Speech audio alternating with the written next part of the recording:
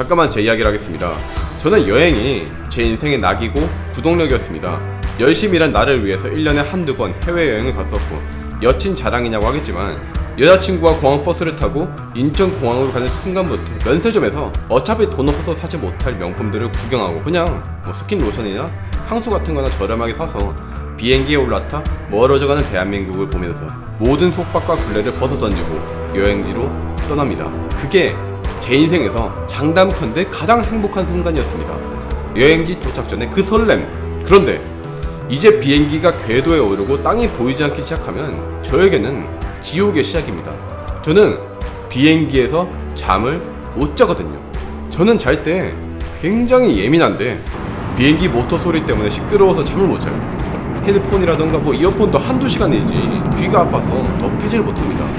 그렇게 저는 단 한숨도 자지 못하고 짧게는 1시간, 길게는 14시간 동안 혼자서 화장실 왔다 갔다 하면서 또 멍 때리다 영화 보다 그렇게 비행을 마치고 착륙합니다. 그런데 2021년 6월 이런 제 고통을 극감해줄 수 있는 기술이 등장합니다.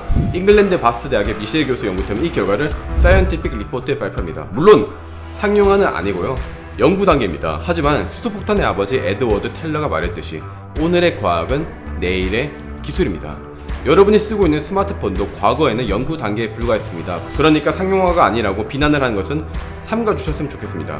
현재 상용화된 기술들은 논문 몇 장에서 시작되는 경우가 거의 대부분이거든요. 아무튼 이 기술은 머랭 모양의 물질인데 비행기 소음을 무려 80%는 억제해버립니다. 연구진의 표현을 빌리면 비행기 모터의 소리가 헤어 드라이기 수준으로 급감해버립니다. 연구진은 그래핀 옥사이드 폴리비닐 알코올이라는 에어로겔 소재를 사용합니다. 이 소재는 1세제곱미터당 2.1kg밖에 되지 않는 엄청나게 가벼운 물질이에요. 참고로 콘크리트 무게가 2.4톤입니다. 물은 998kg이고요. 비행기에는 티타늄만큼이 많이 사용된다고 하는데 티타늄의 무게가 약 4.5톤입니다. 이 소재가 얼마나 가벼운지 감이 잡히시죠? 무엇보다 대단한 것은 역대급 소음 감쇄 효과. 다시 강조드리지만 105dB의 비행기 엔진 소리를 무려 16dB 헤어 드라이기 수준으로 급감시켜버립니다. 연구진은 그래핀 옥사이드와 폴리머를 각각 물에 희석한 다음 섞습니다.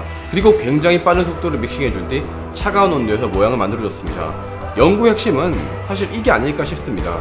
그래핀 옥사이드와 폴리비닐 알코올을 섞으면 엄청나게 가벼운데 소음을 급감시켜버리는 기가 막힌 소재가 만들어진다. 그리고 이 소재들은 친환경적이라서 현 ESG 기준에도 적합하죠. 연구진은 이 소재를 만들기 위해서 굉장히 많은 배합 테스트를 했을 겁니다.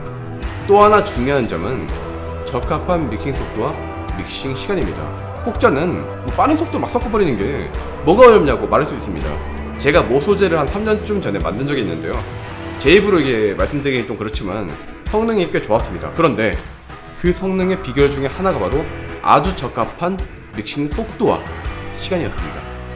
적합한 솔벤트와 솔루트를 넣고 굉장히 적합한 속도로 믹싱을 해줬거든요. 적합한 믹싱 속도를 알아내기 위해서 공전 100rpm, 자전 100rpm부터 시작해서 엄청나게 많은 경우의 수를 하나 테스트했습니다. 아마 연구진도 그랬을 겁니다. 실제로 그들은 20000rpm으로 돌리되 믹싱 시간에 따른 소재의 밀도 등을 분석하고 그 결과를 올려뒀으니까요. 이게 왜 중요하냐면 너무 RPM이 높으면 솔벤트들이 죄다 증발해버립니다. 솔루트들도 서로 간에 이제 마찰로 인해서 특성을 잃게 되죠. 그러나 RPM이 너무 낮으면 기름 위에 물을 띄워둔 것처럼 제대로 섞이지 않게 됩니다. 따라서 소재에 따라서 적합한 RPM과 적합한 프로세싱 타임이 있는데 이걸 찾는 게 의외로 굉장히 힘듭니다. 그리고 사담이지만 이게 이런 믹싱 장비가 국내에는 많이 없나봐요. 제가 연구할 때 제가 쓰던 믹싱 장비를 하나 쓰려고 몇 시간씩 차 타고 와가지고 장비를 사용하던 대학이라던가 기관, 기업들도 많았거든요. 본론으로 들어와서 한계 당연히 있습니다. 비행기를 이 소재만 가지고 만들 수는 없습니다. 가벼운 것도 중요하지만 안전성이라던가 아니면 튼튼함도 중요하니까요. 이 소재는 향후 비행기 엔진 근처를 덮어줘서 이제 무게 증가 없이 소음을 감소시키는 데 사용될 수 있습니다. 그런데 엔진 주위를 감싼다면 엔진에서 발생하는 열은 어떻게 합니까? 또 엔진의 진동이 계속해서 발생할 것이며 고압의 증기가 근처에 흐를 수 있으니까 소재 성능이 저하되겠죠. 더 자세히 말씀드리면 많은 재료들은 고온에서 계속되는 기계적인 하중을 이렇게 하나 계속 받다 보면 변형이 발생합니다. 이걸 크리프라고 하죠. 이런 변형을 지속적으로 받으면 결국 파열이 발생하게 됩니다. 비행기에서 이런 일이 터진다면 항공사의 사장은 옷을 벗어야겠죠. 즉 아직까지는 열 배출이라던가 안전성에 있어서는 더 연구가 필요한 것이 사실입니다. 그러나 저는 소음 그래요, 좋아요, 좋습니다.